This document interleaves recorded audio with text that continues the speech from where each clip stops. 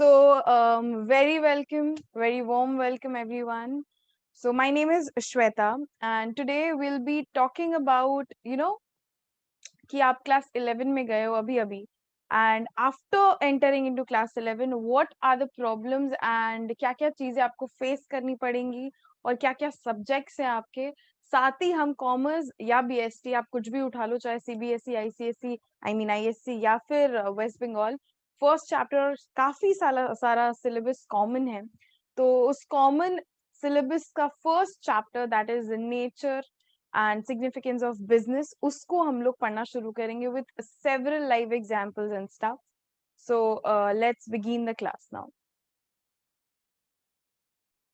So for ISC commerce, देखो बहुत सारे स्कूल्स अलग अलग वेराइटीज देते हैं आपको, अलग अलग ऑप्शंस देते हैं। मेनली जिसमें बच्चे फंसते हैं वो है बीएसटी और मैथ्स।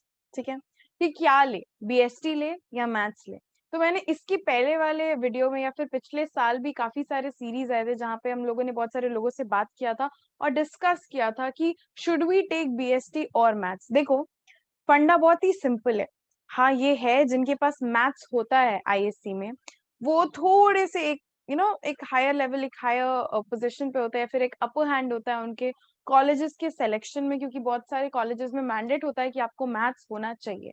बट अगेन, अगर आपको लग रहा है, ठीक है, कि आप 10th वाला मैथ्स भी नहीं संभाल पा रहे थे, 11th और 12th में कैसे फिर कोप करोगे, एकदम भी आप मतलब आप कोप ही नहीं कर सकते, या फिर आपका इंटरेस्ट ज्यादा बिजनेस स्टडीज में है, देन गो फॉर बीएसटी। ठीक है, अगर आपको लगता है कि नहीं मैं कोप कर सकता हूँ, if I practice I will be able to do it, then go for maths. Okay, priority maths को रखो, बट अगर नहीं हो पा रहा है तो अपने रिजल्ट्स के संग खिलवाड़ मत करो, just go for BST. Not that BST is easy और समथिंग। देखो, एकदम क्लियर पिक्चर अगर मैं आपको दूं, तो सीबीएसई और आईएससी में, ठीक है, कॉमर्स और बीएसटी में बस एक फर्क होता है। होता क्या है ना, सीबीएसई वाले बीएसटी नाम के सब्जेक्ट में ही कॉमर्स और बीएसटी जो आईएससी में अलग अलग पढ़ाया जाता है उसको कंपाइल कर देते हैं, और आईएससी वाले में बीएसटी और कॉमर्स अलग अलग होता है। कॉमर्स में जितना थियोरेटिकल बेसिस रहता है और बीएसटी में पूरा पूरा प्रैक्टिकल बेसिस रहता है। ठीक है, जबकि सीबीएसई वाले में क्या होता है ना कि दोनों को मर्ज कर देते हैं। So what should a student choose, it depends, it's very subjective. Okay, again now, दोनों में से आपको क्या चूज करना है, it's your call, but I set कि आपके बेंचमार्क्स और पॉइंट्स क्या होने चाहिए जिसके बेसिस पे आप सेलेक्ट करो। इसके बाद आता है आपका सीबीएसई। ओके, अब सीबीएसई में आप एंटरप्रेन्योरशिप और मैथ्स, ठीक है, आपको इन दोनों के बीच में ऑप्शन मिलता है। बहुत सारे स्टूडेंट्स एंटरप्रेन्योरशिप को ऑप्ट कर लेते हैं और बहुत सारे स्टूडेंट्स मैथ्स को ऑप्ट करते हैं। अगेन आपका वही हिसाब है कि अगर देखो, एक तो ऑलरेडी अकाउंट्स आपका सब्जेक्ट है, उसके ऊपर से अगर आपको लगता है कि आप मैथ्स के संग कोप अप नहीं कर पा रहे हो, then just don't ruin your class 12th boards के मार्क्स या फिर कुछ भी।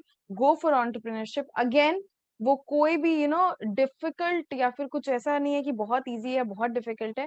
चीजें समझने के ऊपर है, मैथ्स भी समझने के ऊपर है।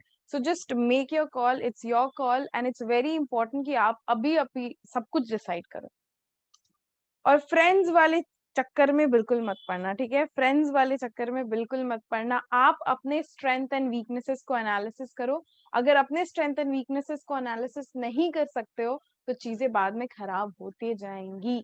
Okay, so make your call अभी के अभी। बाद में, क्योंकि आपसे जब पूछा जाएगा उस टाइम पे आप चेंज नहीं कर पाओगे। आपको ये 2 साल अपने बेस को स्ट्रॉन्ग करना है। 11th is all about base. जब आपका बेस स्ट्रांग होगा, अपने आप आपके सारी चीजें स्ट्रांग हो जाएंगी क्लास 12th में। क्योंकि आप जैसे अकाउंट्स फॉर एग्जांपल, आप 11th में जो अकाउंट्स पढ़ते हो ना, वो बहुत बेसिक अकाउंट्स होता है, वो आपका बेस बिल्डअप करता है। क्योंकि बहुत सारे स्टूडेंट्स होते हैं, सीबीएसई वाले तो पहली बार ही पढ़ रहे हैं, आईसीएसई में क्या होता है ना कि थोड़ा बहुत ऑप्शन रहता है उनके कि 9 10 में वो चूज कर सकते हैं कॉमर्स और साइंस के बीच में। तो जिन स्टूडेंट्स ने 9th में चूज कर लिया, उनके पास थोड़ा बहुत अकाउंट्स जैसे ट्रायल बैलेंस वगैरह, आप पढ़ोगे क्या होता है, वो सारी चीजें उनको थोड़ी बहुत पता है। और ऑफ कोर्स 2 साल उन्होंने कॉमर्स के बेस पे काम किया है, तो उनका थोड़ा सा कंसेप्ट आपसे आगे रहता है। बट अगेन, डरने की कोई बात नहीं है। 11th and 12th is completely different, चीजें सिमिलर नहीं होती हैं।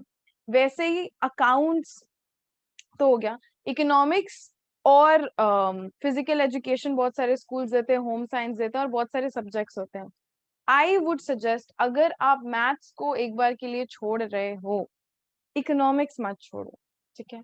हाँ, अगर आपके स्पोर्ट्स में या फिर आपको लगता है कि आप उस बेसिस पे आगे बढ़ सकते हो, then it's very well and good, आप जाओ फिजिकल एजुकेशन के लिए। बट अगेन, इकोनॉमिक्स को एक बार के लिए प्रायोरिटी में रखो, बहुत इंपॉर्टेंट है, क्योंकि वही सारी चीजें आप अपने कॉलेज में भी first, second, third, fourth, fifth, six semester में कहीं ना कहीं कॉमन पड़ती है। तो आपके पास एक अपर हैंड रहता है अगर आपको पहले से वो सब्जेक्ट्स के बारे में नॉलेज है तो। नाउ मूविंग फॉरवर्ड, आपके चाहे आप सीबीएसई से हो, आप या आईएससी से हो, या आप डब्ल्यूबी या फिर किसी भी स्टेट बोर्ड से हो, आपके सिलेबस में ये फर्स्ट चैप्टर, आप इसको कॉमर्स सब्जेक्ट बोलो या फिर आप इसको बीएसटी बोलो, ये सेम है, ठीक है। आप चाहे इसको कॉमर्स बोलो या फिर बीएसटी बोलो, ये सेम है। चैप्टर का नाम बहुत सिंपल है, nature and purpose of business. काफी अलग अलग बुक में nature, significance, nature, scope of business, सब कुछ सेम है। Everything in this first chapter will be about business. आप कॉमर्स पढ़ने जा रहे हो, आपको पता होना चाहिए बिजनेस क्या है। कॉमर्स पढ़ के आप क्या बन सकते हो? आप future managers, future entrepreneurs, future business person, ये बनोगे, या फिर किसी कंपनी को मैनेज करोगे, या फिर किसी कंपनी का अकाउंटिंग संभालोगे, इन्वेस्टमेंट संभालोगे, ये सारी चीजें आपका काम है, ठीक है। It's not only until CA, CS, CMA और एमबीए, बहुत बड़ा स्कोप है। जो बोलते हैं कॉमर्स में स्कोप नहीं, ऐसा कुछ भी नहीं है। सिर्फ और सिर्फ चीजें प्रोड्यूस करना या चीजों को बनाने के लिए मशीन्स को प्रोड्यूस करना काम नहीं होता है, बल्कि उससे आगे भी बहुत सारा काम होता है। पूरे बिजनेस में एक पार्ट होता है प्रोडक्शन, जो इंजीनियर्स संभाल सकते हैं, बट पूरा management from the you know सामान खरीदने से लेकर के जब तक कस्टमर के घर तक वो सामान पहुंच ना जाए या सर्विसेज प्रोड्यूस होकर के उनको प्रोक्योर ना हो जाए, तब तक आपका काम खत्म नहीं होता। तो आपका स्कोप बहुत बड़ा है, it's huge, end of course आप इसको अच्छे से आगे बढ़ा के चल सकते हो अगर आपको अभी से आपका बेस क्लियर हो। हमारे बहुत सारे इंटरव्यूज है जो हम लोग अलग अलग फील्ड के लोगों से ले रहे हैं इंटरव्यूज, उनसे बात कर रहे हैं, उनसे उनका एक्सपीरियंस एक्सप्लोर कर रहे हैं और उस चीज को आपके सामने लेके आ रहे हैं। आज ही एक वीडियो पब्लिश होने वाला है, 2-4 दिन पहले ही हमारे एक इंडिविजुअल से एक कॉन्वर्सेशन हुई, ओके। उनका नाम CS एजाज अंसारी है, he is a company secretary, and he is into Kerala based government company, state own government company, and he is doing really great. और वो भी हमारे ही एरिया के या फिर हमारे स्कूल से बिलोंग करते हैं, he is from the ACS family, and उनसे बात करके बहुत अच्छा लगा। There are so many things to learn from that interview. आज ही वो publish हो रहा है, so people watching this video, just go and watch the thing, the whole thing. You'll get to know, reality check मिलेगा आपको। उस पूरे webinar का नाम ही था reality check workshop। उससे आपको पता चलेगा कि actually field पे क्या क्या काम होता है। I hope आपको interest आ रहा होगा।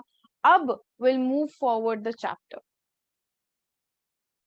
Now, first chapter, ये आपके लिए कॉमर्स का सबसे पहला चैप्टर है। देखो, आज जिस एनर्जी लेवल से पढ़ाई करोगे ना, उसी एनर्जी लेवल से 12th में भी पढ़ना है आपको, उसके आगे भी पढ़ना है। बोर्ड्स अभी के बच्चों के लिए डामाडोल चल रहा है, बट आपके टाइम तक बोर्ड्स डामाडोल नहीं चलेगा। वैक्सीनेशन तो अभी ही आ गए, लग जाएंगे, तब तक you will be okay.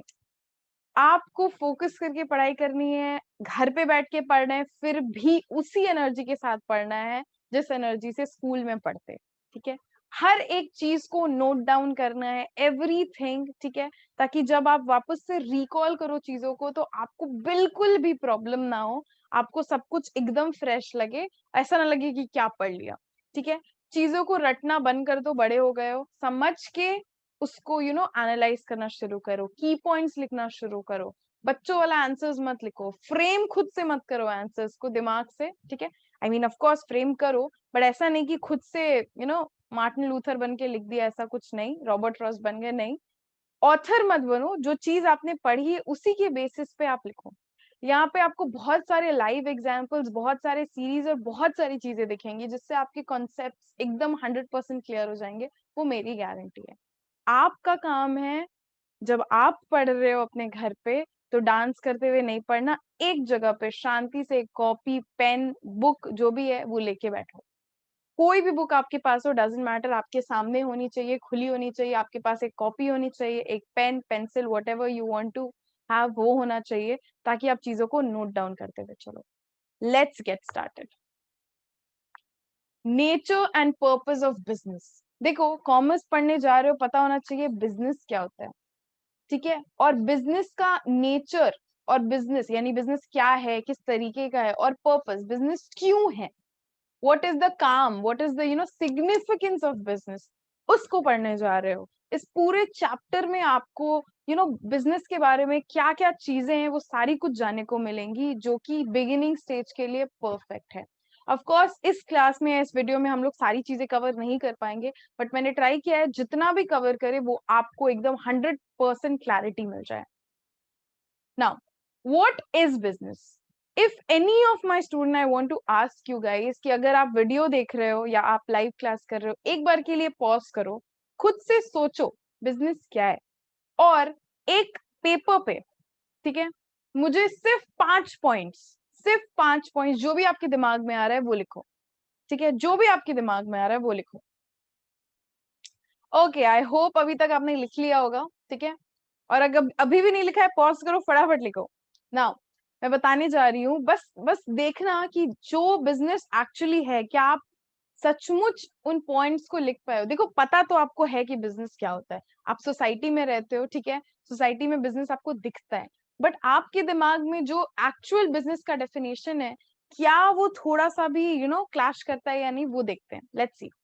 Now, occupation और ट्रेड, ठीक है, कोई ऐसा काम जो आप करते हो, ओके, कोई ट्रेड, ठीक है, कोई भी ऑक्यूपेशन या ट्रेड बिजनेस हो सकता है, ये पहला पॉइंट है, this is the very first point. वो ऑक्यूपेशन या ट्रेड या तो परचेज, ओके, या सेल का होगा, प्रोडक्ट्स का या सर्विसेज का, या तो परचेज एंड सेल चलेगा किसका, प्रोडक्ट्स का, या तो सर्विसेज का, ठीक है। तो पहला है पॉइंट आपका, या तो वो कोई ऑक्यूपेशन या ट्रेड है, ठीक, आपका पेशा है। दूसरा, purchase sale of either goods और सर्विसेज, प्रोडक्ट्स और सर्विसेज।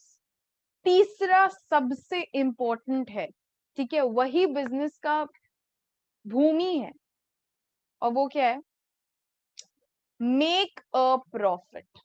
प्रॉफिट नहीं तो बिजनेस नहीं, ठीक है। आपने देखा होगा हर्षद मेहता का स्कैम 1992, उसमें सामने बोला है कि ओल्ड स्कूल हो या न्यू स्कूल हो, सबके सिलेबस में एक चैप्टर कॉमन होता है, और वो है profit. And profit is business, business है तो प्रॉफिट है। ये तीन ये तीन जो है ना, ये पिलर्स हैं आपके बिजनेस के। या तो वो ऑक्यूपेशन या ट्रेड धंधा होगा, ठीक है, परचेज सेल ऑफ प्रोडक्ट्स या सर्विसेज होगा, और तीसरा प्रॉफिट होगा। ये तीनों भी चीजें आपकी की पॉइंट्स है, आपके डेफिनेशन में कितना भी बड़ा डेफिनेशन हो, ये पॉइंट तो आएगा ही आएगा। ये की पॉइंट है, इसको आप मिस ही नहीं कर सकते हो। हाँ, आप जब मार्टिन लूथर बनते हो, आप जब आंसर्स लिखना शुरू करते हो, तो आप अपने फ्लो में आंसर लिखते हो, जो कि बिल्कुल भी ऐसा नहीं होता है, ठीक है। सो मेक श्योर दैट आप आंसर्स को एकदम प्रॉपरली लिखो विद की पॉइंट्स। नेक्स्ट, एक होती है बिजनेस में इकोनॉमिक एक्टिविटी, और एक होती है आपकी नॉन इकोनॉमिक एक्टिविटी। यानी बिजनेस का जो टोटल चीज है ना, वो दो एक्टिविटीज में बटा हुआ है, एक है इकोनॉमिक एक्टिविटी और एक है नॉन इकोनॉमिक एक्टिविटी, ठीक है। अब हम लोग बारी बारी से समझेंगे कि इकोनॉमिक एक्टिविटी क्या होता है, नॉन इकोनॉमिक एक्टिविटी क्या होता है। Now, economic activity, let's just see economic activity क्या है। आपको एक पिक्चर दिख रहा है यहाँ पे, ठीक है, यहाँ आपको क्या दिख रहा है, नॉर्मल एक KFC टाइप कुछ जगह है, जहाँ पे एक इंसान सामान बेच रहा है और कुछ बायर्स वहां खड़े हैं चीजों को खरीदने के लिए। अब आपको लगता है ये जो मिस्टर हैं, ये इन बच्चों को फ्री में सामान देंगे, फ्री में बर्गर देंगे? The answer is no. KFC में काउंटर पे खड़े होते हो तो फ्री में सामान नहीं मिलता है ना, वहां पे आप अपना कार्ड स्वाइप करते हो, कैश देते हो, आपको एक टोकन मिलता है, वेट करते हो, उसके बाद आप जाके खाना लेके आते हो। यानी यहाँ पे पैसे इन्वॉल्व हैं, money is involve. Fine, okay. ये ये लेडी जो पढ़ा रही है, ठीक है, ये आपको पढ़ा रही है, बदले में इनको क्या मिल रहा है? मैं अगर मेरे स्टूडेंट्स को पढ़ा रही हूँ, हाँ ऑफ कोर्स जो यूट्यूब के वीडियोस होते हैं, मेरा तो अभी तक यूट्यूब चैनल मोनेटाइज हुआ नहीं है, तो हाँ मुझे कुछ नहीं मिलता है। बट हाँ, जो मेरे स्टूडेंट्स मेरे से पढ़ते हैं, उनसे मुझे एक कंसिडरेशन मिलता है, ठीक है। Now this is also what economic activity, any activity, कोई भी बिजनेस एक्टिविटी जिसमें आदान प्रदान है, जिसमें प्रॉफिट हो रहा है, जिसमें पैसे इन्वॉल्व हैं, वो इकोनॉमिक एक्टिविटी है, ठीक है। मैम आप तो एग्जाम्पल से पढ़ा रही हैं, बट हमें ना स्टेटमेंट वाला आदत है, हमारा जो इंडियन एजुकेशन सिस्टम है ना, बचपन से हम लोग ना नोट्स पढ़ते हुए हैं, बचपन से बुक्स पढ़ते हुए हैं, तो वो हमें कहाँ मिलेगा? तो वो अगर आप यूट्यूब वीडियो देख रहे हो, तो डिस्क्रिप्शन बॉक्स में आपको मेरे ब्लॉग का लिंक मिलेगा, आपको सारी चीजों का एक प्रॉपर लिखा हुआ टाइप्ड नोट वहां मिल जाएगा। So don't worry about that.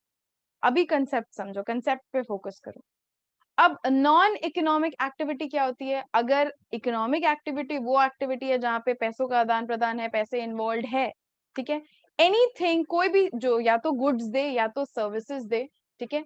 मैंने दोनों का एग्जांपल दिया, गुड्स का भी दिया था, सर्विसेज का भी दिया था, जहां पे कंसिडरेशन इन्वॉल्व है। कंसिडरेशन का मतलब होता है समथिंग इन रिटर्न, ठीक है, कुछ बदले में, ठीक है, और वो कुछ पैसा होना चाहिए, ठीक है।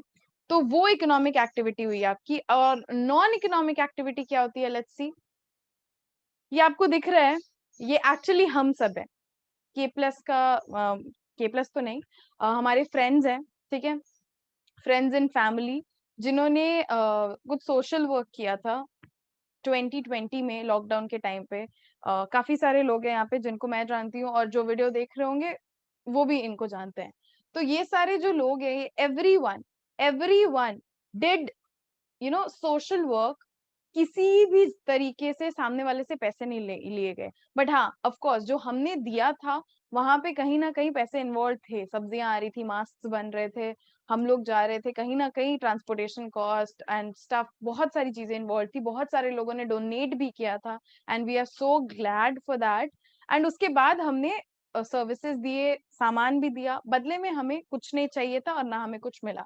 This is non economic activity. ये बस एक छोटा सा एग्जाम्पल है, ऐसे बहुत सारे एनजीओज होते हैं, बहुत सारे नॉन प्रॉफिट ऑर्गेनाइजेशंस होते हैं, जो यू नो सोशल वर्क के लिए या फिर हाँ सोशल वर्क के लिए काम करते हैं, या फिर बिना प्रॉफिट के काम करते हैं, ठीक है। सो वो नॉन इकोनॉमिक एक्टिविटी हो गई। जैसे मैंने एक एग्जांपल दिया था यहाँ पे, ये ये सपोज मैं हूँ, अगर फॉर एग्जाम्पल मैं नहीं हूँ, बट सपोज मैं हूँ, मैं पढ़ा रही हूँ मेरे स्टूडेंट्स को, बदले में मुझे कंसिडरेशन में कुछ मिल रहा है। मेरा एक छोटा भाई है, ओके, अगर मैं उसको पढ़ाती हूँ तो मुझे बदले में कंसिडरेशन में कुछ भी नहीं मिलेगा। That would be non economic activity, but the first thing is economic, ठीक है। तो मैं ही सेम इंसान इकोनॉमिक और नॉन इकोनॉमिक एक्टिविटी दोनों भी दे सकती हूँ, ठीक है, no confusion about that. Now the features of business, this is a very important thing, ठीक है। how बिजनेस ऑपरेट्स, बिजनेस है क्या ये तो हमने समझ लिया कि उसके तीन पिलर्स हैं, तीन इंपॉर्टेंट पिलर्स हैं, दो टाइप्स है, economic activities, non economic activities. Economic activity में इन्वॉल्व रहता है प्रॉफिट या पैसा, नॉन इकोनॉमिक एक्टिविटी इस बेसिस पे होती ही नहीं है।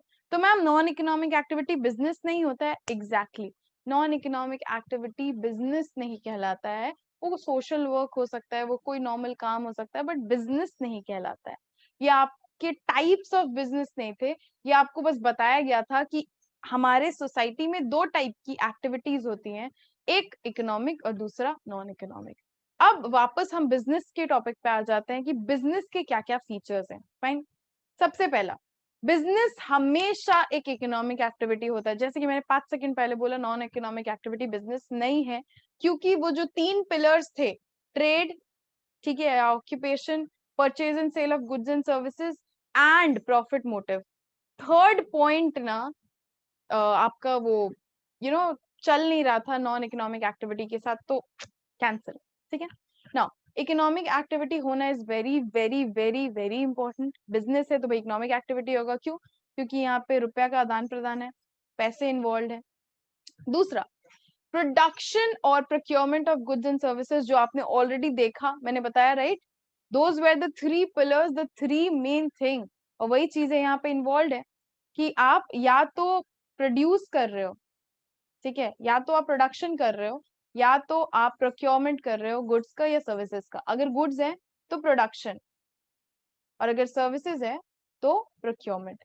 Production of goods and services तो आपको समझ आ रहा है, ठीक है, आपको समझ आता है कि प्रोडक्शन क्या होता है, उत्पादन क्या होता है। लेकिन प्रोक्योरमेंट ऑफ सर्विसेज क्या होता है? 2 मिनट दो मुझे, इसके बाद वाले स्लाइड में उसी को एक्सप्लेन करूंगी। ओके, हर एक वर्ड को अच्छे से समझो ताकि आपके आंसर शीट में आप पूरा सोल डाल दो अपना। सामने वाले जो आपका इन्विजिलेटर या फिर आपके जो भी रिस्पेक्टिव लोग हैं जो आपके पेपर को चेक कर रहे हैं, उनको उनको नहीं पता है कि आप कौन हो, अगर आप बोर्ड्स में हो तो, ठीक है। वो आपका नाम तक नहीं जानते, उनको ये भी नहीं पता है कि ये जेंडर फीमेल है या मेल है। बस उनको आपका आंसर शीट दिखता है। Will you will be representing your self through that sheet of paper. तो आपको उस पेपर को किस तरीके से, इसका मतलब ये नहीं है कि स्टार्स वगैरह चिपका दो, इसका मतलब ये है कि आपने जो भी 2 साल में पढ़ाई की है वो सब कुछ उसमें डाल दो। And that is only and only possible अगर आज आप आज के दिन से ही अपना 100% देना शुरू करोगे तो। ओके, नाउ सेल और exchange of goods and services. अब देखो, अपने ऑफकोर्स चीजें बेच रहे हैं ना, या फिर उसको एक्सचेंज कर रहे हैं, किसको? या तो गुड्स को या तो सर्विसेज को। वो बिजनेस का फीचर है। या तो इकोनॉमिक एक्टिविटी होना चाहिए, या तो प्रोडक्शन कर रहे हो, बना रहे हो, या तो प्रोक्योर कर रहे हो, सर्विसेज प्रोड्यूस कर रहे हो, या तो चीजों को बेच रहे हो, चीजों को या सर्विसेज को, ठीक है। नाउ प्रोक्योरमेंट ऑफ सर्विसेज मैंने बोला, समझ आ रहा होगा। अगर प्रोडक्शन ऑफ गुड्स है उसके साथ प्रोक्योरमेंट ऑफ सर्विसेज, इसका मतलब है कि सर्विसेज को बनाना है। बट कैसे? देखते हैं। आपको बैंक दिख रहा है, सर्विसेज किस किस टाइप के हैं, ठीक है, बैंक्स। आपको ट्रांसपोर्ट दिख रहा है, आपको इंश्योरेंस दिख रहा है, बैंकिंग, ट्रांसपोर्टेशन, इंश्योरेंस, ये सारे बेसिक एग्जांपल्स हैं सर्विसेज प्रोडक्शन के। बैंक्स में मेनली क्या होता है? सर्विसेज ही नहीं मिलते हैं आपको, सर्विस मिलते हैं, बैंक एजेंसी की तरह काम करता है, आपको लोन देता है वगैरह वगैरह। ट्रांसपोर्टेशन में आप अगर बस में चढ़ रहे हो, बस वाले को 10 रुपए दे रहे हो, बस नहीं खरीद रहे हो, सर्विस ले रहे हो कि मेरे को ए पॉइंट से बी पॉइंट तक जाने का मेरा इतना फेयर होता है, तो आप देते हो। इंश्योरेंस में आप कंपनी नहीं खरीद लेते हो, आप एक पॉलिसी खरीदते हो, which is kind of a service. Policy कोई सामान नहीं है जो आप घर लेके आ जाते हो, आपको बस उसके बेसिस पे कुछ पेपर्स, कागजात मिलते हैं। In the case of mishappening आपको आपका रीइंबर्समेंट मिलता है, बस that's it. Okay, coming back to features, ठीक है। फोर्थ फीचर, 3 फीचर हमने पढ़ा था अभी, ठीक है, याद होगा आपको अभी अभी। और फोर्थ फीचर क्या है? Uncertainty of return. Uncertainty of return. अब ये क्या होता है? देखो, बिजनेस जब करते हैं ना, तो एक चीज बहुत कॉमन है बिजनेस में, और वो है क्या पता?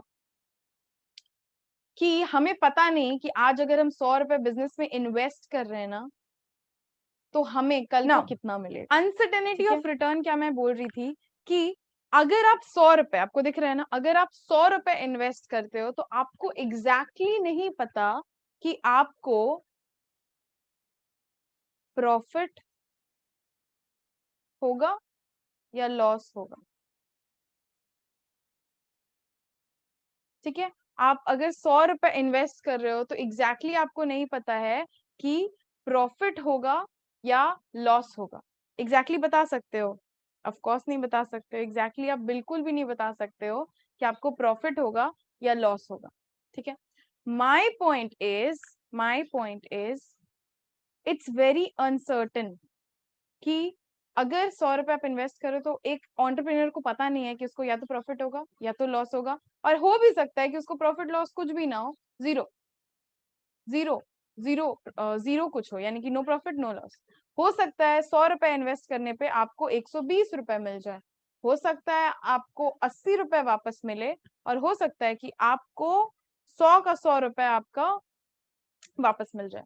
तो इस केस में आपका 20 रुपए प्रॉफिट हुआ है, -20 लॉस हुआ है, और इस केस में ना प्रॉफिट हुआ ना लॉस हुआ। यानी कि बिजनेस में it's very uncertain.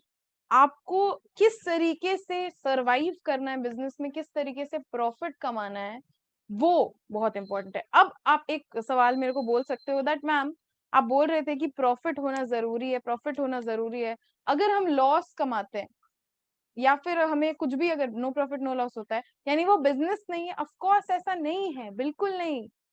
Don't get me wrong, the pillar said कि मोटिव होना चाहिए प्रॉफिट कमाने का। आप कोशिश या आपका अंदर का जो वो दिमाग हो वो बोले कि आपको प्रॉफिट कमाना है। ऐसा नहीं है कि आपको लॉस हो गया या फिर आप नो प्रॉफिट नो लॉस कमाए तो वो बिजनेस नहीं है। No, that is not the thing. ठीक है, सो इट्स वेरी अनसर्टेन कि आप क्या कमाओ, पता नहीं है बिजनेस में ठीक से, कभी किसी को नहीं पता रहता है, कभी कोई करोड़पति बन जाता है, कभी कोई सड़कपति बन जाता है, तो we don't know. Okay, the next point is element of risk. Business में एक चीज है जो आप कभी भी छोड़ के नहीं चल सकते हो, और वो पता है क्या है? वो है risk. Risk is like it's कभी भी आ सकता है। ठीक है, इट्स वेरी अनफोर्सीन, कोई भी कुछ भी हो सकता है। कभी पता चला ओ फैक्ट्री में है, फैक्ट्री में आग लग गई। ठीक है, कभी पता चला जो आप किसी बिजनेस को स्टार्ट किए, कोई स्टार्टअप स्टार्ट किया और लॉकडाउन आ गया। ठीक है, so risk is uncertain. Business में वो एक बिजनेस का ही पार्ट है, आप उसको हटा के नहीं चल सकते हो। बट हाँ, रिस्क को आप कम करने के लिए आप खुद को पहले से प्रिपेयर कर सकते हो। ठीक है, आप अलग तरीके से खुद को प्रिपेयर कर सकते हो with many things if you want to, right? So element of risk में क्या था कि ऑफ कोर्स अगर आप खुद को पहले से स्टेबलाइज करके रखो, फॉर एग्जांपल देखो, अनफोर्सीन इवेंट से तो कभी भी फैक्ट्री में आग लग सकती है, कभी भी लॉकडाउन अनाउंस हो सकता है, कभी भी कुछ भी हो सकता है। सो देयर इज लाइक बहुत अनसर्टेनिटी। बट अगर आप अपने बिजनेस को पहले से स्टेबलाइज, आप अगर देखो एक एंटरप्रेन्योर हो तो आपको विजुअलाइज करके चलना पड़ेगा, आपको फ्यूचर देख के चलना पड़ेगा, आपको खुद को पॉजिटिव या नेगेटिव नहीं, आपको एकदम ज्यादा ऑप्टिमिस्टिक रहना पड़ेगा। आपको खुद को ये बताना पड़ेगा कि हाँ, ये हो सकता है, या ऐसा हो सकता है, या ऐसा नहीं हो सकता है। हर एक बिजनेस प्लान जो आप दिमाग में सोचो वो एकदम परफेक्ट है, चल ही जाए, जरूरी नहीं है। वरना आज के दिन पे केएफसी इतना लेट नहीं आता, केएफसी बहुत पहले आ जाता। आई होप आपको पता है जो केएफसी, जिन्होंने उस चिकन को बनाया, जिन्होंने उस रेसिपी को आगे बढ़ाया, उनको कितना रिजेक्शन मिला था। फाइनली अपने 60s और 70s में उन्होंने अपना करियर शुरू किया था और फाइनली आउटलेट खोला था। ठीक है, सो बहुत इंस्पायरिंग स्टोरी ऑफ कोर्स। वो आपको पता होगा, अलग अलग लोग अलग अलग बिजनेस करते हैं, बट सबका ब्रेक सेम टाइम पे नहीं होता।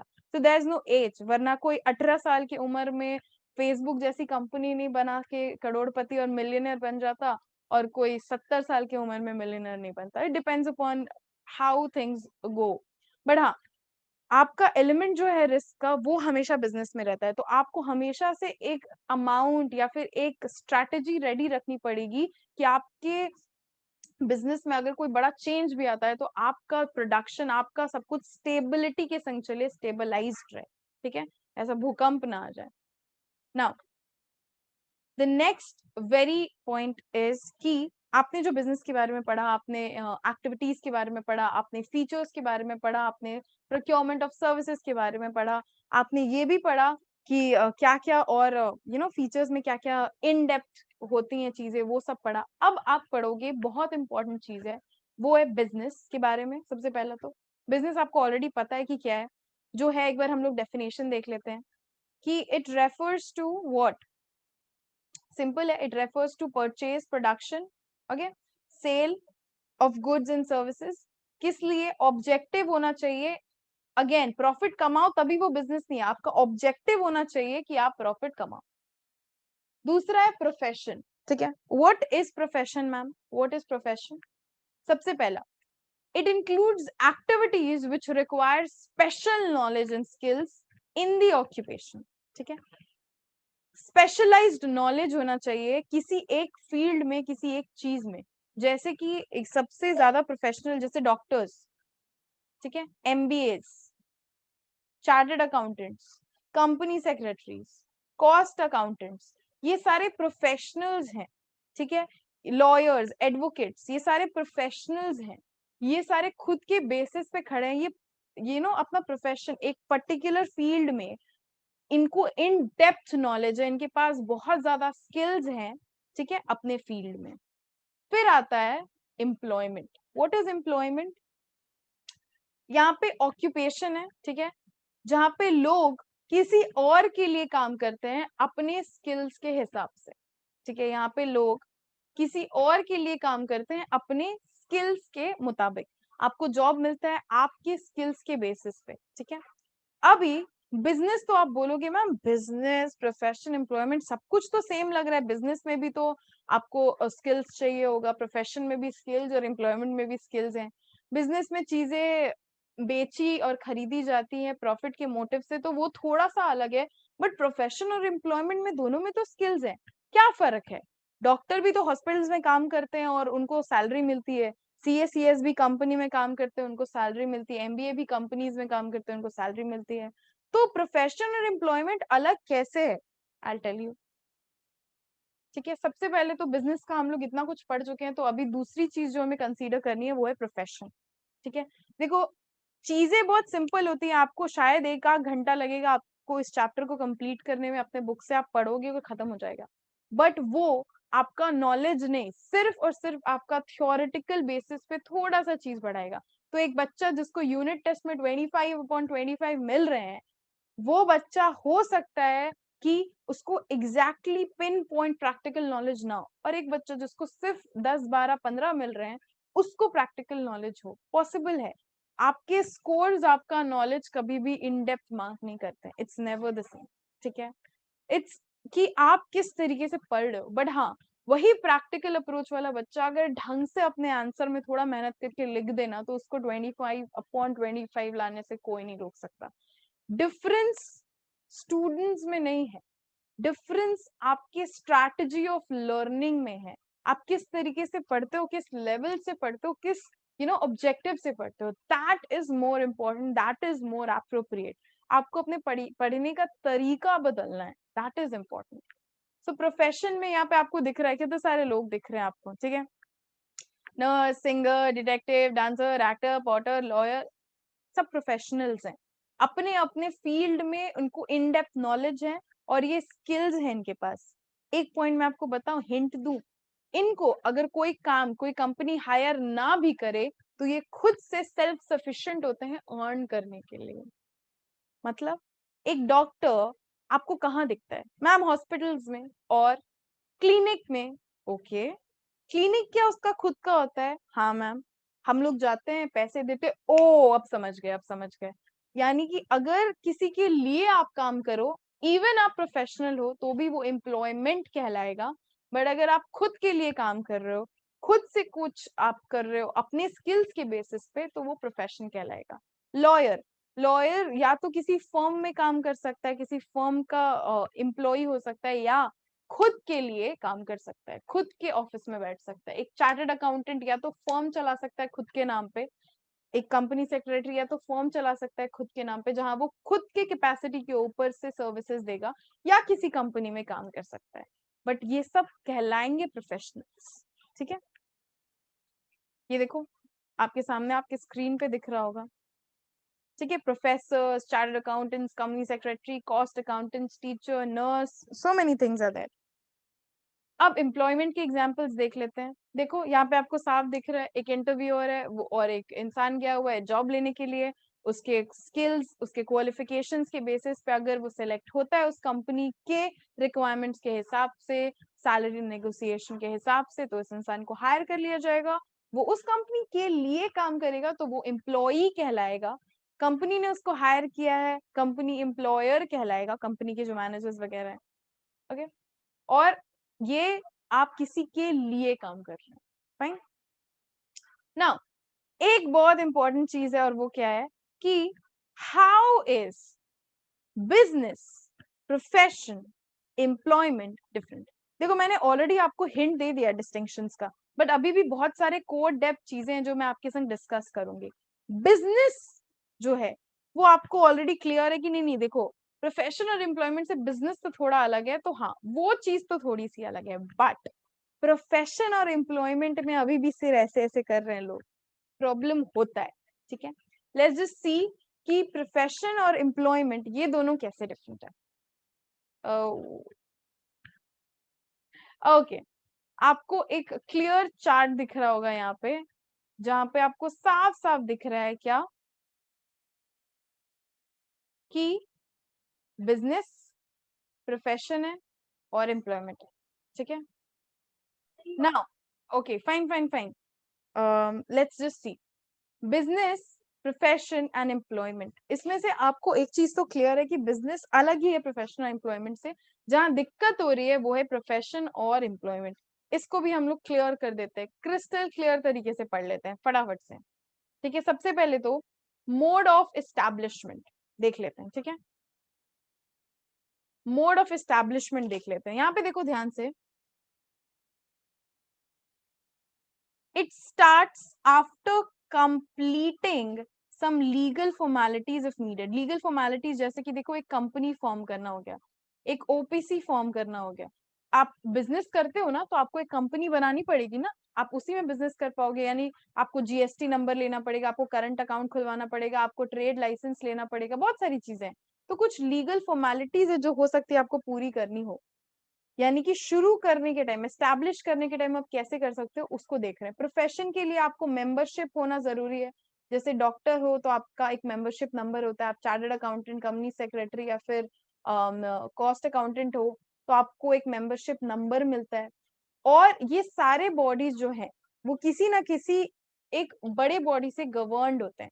जैसे कि सीएम में institute of company secretary, institute of chartered accountants, cost management accountants, इनसे कनेक्टेड है, इनका पार्ट है, इनके मेंबर्स हैं। एक स्टैट्यूटरी बॉडी है, उसके मेंबर्स हैं ये सारे लोग, ठीक है। एम्प्लॉयमेंट, आपको जब एक अपॉइंटमेंट लेटर मिलता है आपके कंपनी या ऑफिस से, तब से आपका एम्प्लॉयमेंट शुरू हो जाता है, ठीक है। आपको मान लो टीसीएस ने हायर कर लिया, ठीक है, आपको टीसीएस ने हायर कर लिया, आपका इंटरव्यू वगैरह सब हुआ, उसके बाद आपको एक ऑफर लेटर आया, अपॉइंटमेंट लेटर आया, अब आप उस कंपनी के एम्प्लॉय कहलाओगे। अब कहलाओगे कि हाँ, टीसीएस के साथ आपका एम्प्लॉयमेंट है, ठीक है। नाउ नेचर ऑफ वर्क, काम किस टाइप का होता है? बिजनेस में of course provision of goods या सर्विसेज आपको पब्लिक तक देने पड़ते हैं। यही काम होता है ना, किसी भी चीज को उठा लो, आप किसी भी कंपनी को उठा लो, pick any company you want to, pick any company you want to, any company, name it, आपको पता चले गया तो वो गुड्स में डील कर रही है या तो सर्विस में डील कर रही है, अगर वो बिजनेस है तो, ठीक है। कोई भी, आप स्टॉक्स उठा लो, ठीक है, आप गूगल पे उठा लो, वहां पे भी सर्विसेज दे रहे हैं। आप टीचिंग उठा लो, वहां पे भी सर्विसेज दे रहे हैं। आप कोई मिठाई की दुकान देख लो, उसमें भी ये गुड्स और सर्विसेज दोनों दे रहे हैं। रेस्टोरेंट में जाते हैं तो आपको दोनों भी चीजें मिलती हैं, आपको गुड्स भी मिलते हैं जो आप खाते हो, आपको सर्विस टैक्स भी देना पड़ता है क्योंकि वेटर आपको आके दे रहा है खाना, वहां पे लोग आपके लिए कुक कर रहे हैं, तो दोनों भी चीजें होती हैं, ठीक है।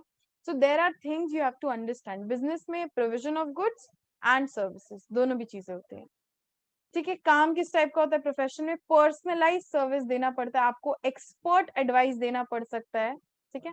पर्सनलाइज सर्विस होता है या फिर आपको एक्सपर्ट एडवाइस देना पड़ सकता है। और एम्प्लॉयमेंट में आपको काम दिया जाएगा, आपको आपका एम्प्लॉयर, ठीक है, काम देगा और उस कॉन्ट्रैक्ट, उस अकॉर्डिंग टू दी कॉन्ट्रैक्ट आपको काम मिलेगा, जिस भी चीज के लिए आप सिलेक्ट हुए और उस काम को आपको करना पड़ेगा। क्वालिफिकेशन के लिए देखो, बिजनेस के लिए तो कोई क्वालिफिकेशन नहीं है, देयर इज जीरो क्वालिफिकेशन। आप एक बोलते हैं ना, आपको कुछ नहीं आता है पढ़ना फिर भी आप बिजनेस कर सकते हो। हाँ, of course there is a difference. थोड़ा सा ट्रिगर हो गए बच्चे की, हाँ मैम बिना पढ़े भी बिजनेस कर सकते हैं, हम लोग तो बिजनेस ही करने के लिए पढ़ रहे हैं वगैरह वगैरह।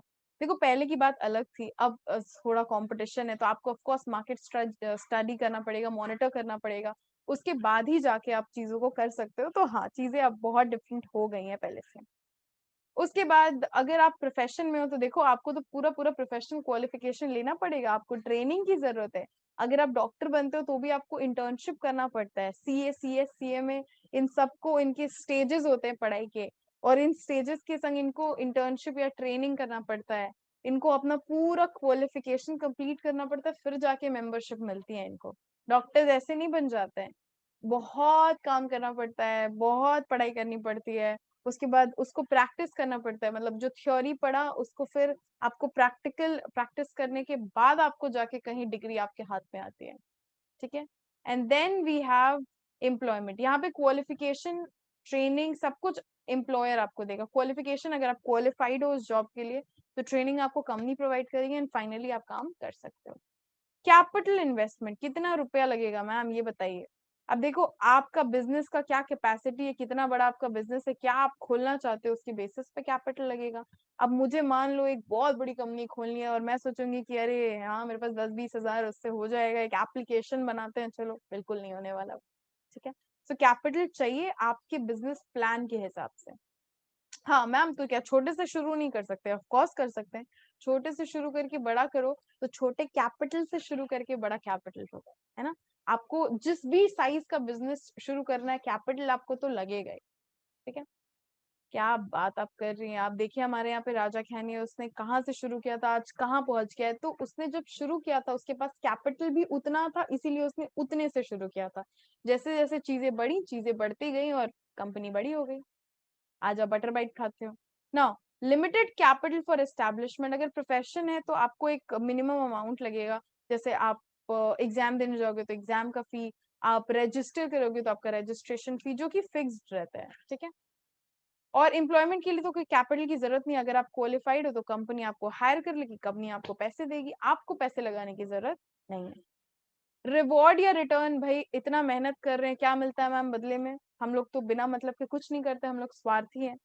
तो बिजनेस में मोटिव तो होता है प्रॉफिट का, बट प्रॉफिट या तो पॉजिटिव प्रॉफिट्स, नेगेटिव प्रॉफिट्स, या फिर जीरो प्रॉफिट भी हो सकते हैं, आपको मैंने ऑलरेडी समझाया ये।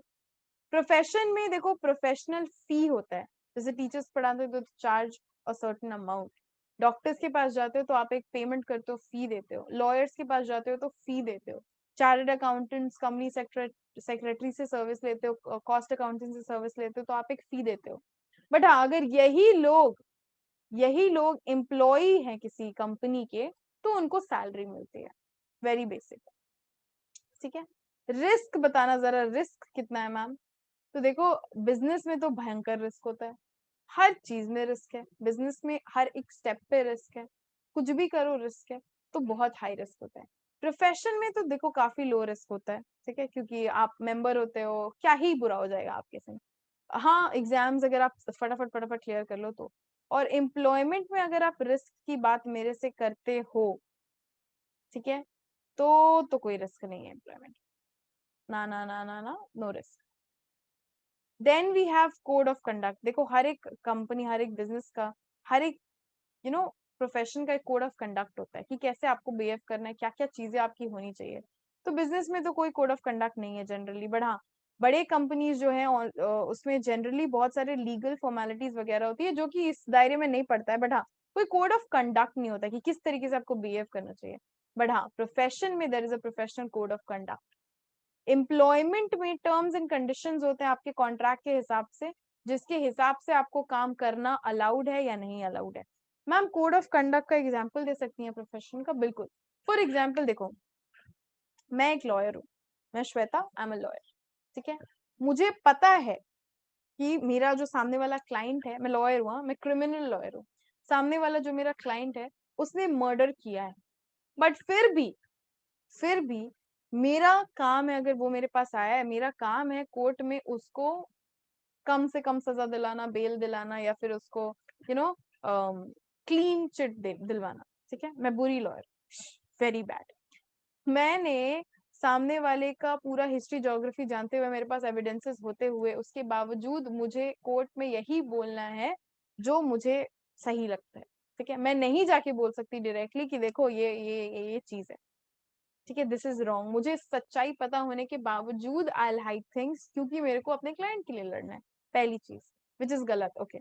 दूसरी चीज, अगर मुझे कोई सीक्रेट पता है तो मैं जाके बाहर लीक नहीं करूंगी। एक कंपनी के चार्टर्ड अकाउंटेंट को, एक कंपनी के कंपनी सेक्रेटरी को, जो वहां बैठा हुआ है, बोर्ड मीटिंग में बैठ के काम कर रहा है, ठीक है, केएमपी पोजीशन पे एक बैठा हुआ है इंसान, वो इंसान, उसको पता है कि कंपनी में बायबैक होने वाला है, कंपनी में कोई बड़ा चेंज आने वाला है, बट वो आके पब्लिक मीडिया में ढिंडोरा नहीं पीटेगा, या अपने रिलेटिव्स को नहीं बताएगा कि वो ऐसे होने वाला है, ऐसे होने वाला है, ठीक है? क्योंकि that is wrong, that is insider trading. एक कोड ऑफ कंडक्ट होता है, आप नहीं उसको लांग के काम कर सकते हो। एम्प्लॉयमेंट में अगर आप चेक करते हो, तो आपके टर्म्स, आपके कॉन्ट्रैक्ट के हिसाब से, जो भी आपने जब एंटर किया है तो आपने कॉन्ट्रैक्ट साइन किया होगा, उसके बेसिस पे आपके साथ चीजें होती हैं। ओके, सो इसके बाद तो हमारे पास आज के क्लास के लिए कुछ भी नहीं है। हमने एक एक डेफिनेशन को और एक एक चीज को बहुत ही अच्छे से समझा है। हर एक चीज को हमने बहुत क्लियरली देखा, समझा, सुना, everything we did, and I really hope कि आपको सब कुछ समझ आया होगा। And if you like this particular class, do share it with your friends। and हमारी क्लास 11th का फ्रेश बैच ऑनलाइन, ऑफलाइन फिलहाल के लिए तो नहीं, बट हाँ ऑनलाइन शुरू हो गया है। सो फ्रेश बैच हमारा जल्दी शुरू होने वाला है, so make sure you register yourself. और भी डेमोज जैसे कि इंग्लिश के, अकाउंट्स के, मैथ्स, एंटरप्रेन्योरशिप, बीएसटी और इन सारी चीजों के आने वाले हैं, so make sure you don't miss those things. सारे के सारे प्रिंटेड नोट्स अगर आप वीडियो देख रहे हो तो डिस्क्रिप्शन बॉक्स में आपको मिल जाएंगे। Make sure you just go through that and अच्छे से सब कुछ करो। If you have any doubts, contact details भी आपको डिस्क्रिप्शन बॉक्स में मिल जाएंगे, आप इजीली हमारे ऑफिस में कॉल कर सकते हो, और वो ऑफिशियल व्हाट्सएप नंबर पे भी टेक्स्ट कर सकते हो। हमारा email ID, social media handle, सब कुछ वहां पे दिया हुआ है। So thank you everyone and have a great day ahead.